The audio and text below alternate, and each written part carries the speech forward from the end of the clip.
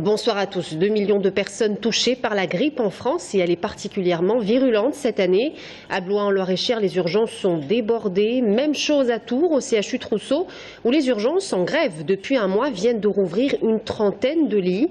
La ministre de la Santé, Marisol Touraine, a déclenché le plan Orson pour mieux répondre à cette situation sanitaire exceptionnelle. Objectif, augmenter la capacité des lits d'hospitalisation et tenter tant bien que mal de renforcer ponctuellement les équipes de professionnels de la santé.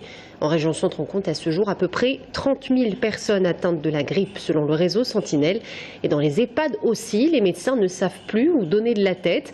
En Indre-et-Loire, on comptait la semaine dernière plus d'une centaine de personnes âgées souffrant de complications respiratoires. Reportage à Jouer les Tours, Mathieu Lignot et Thomas Bignon.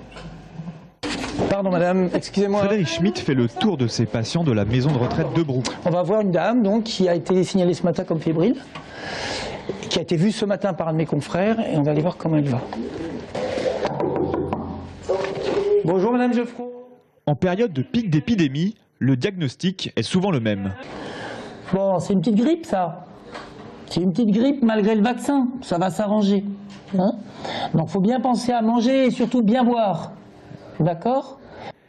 Cette patiente de 89 ans est pourtant vaccinée, comme plus de 85% des résidents, mais les infections sont plus nombreuses cette année. On a eu en moyenne une dizaine de cas chaque semaine, depuis maintenant à peu près 3 ou 4 semaines. Par niveau, hein, c'est-à-dire qu'on a pu avoir jusqu'à 20 cas dans la même semaine sur l'établissement. C'est plus que d'habitude, parce que, encore une fois, les vaccinés montrent des grippes.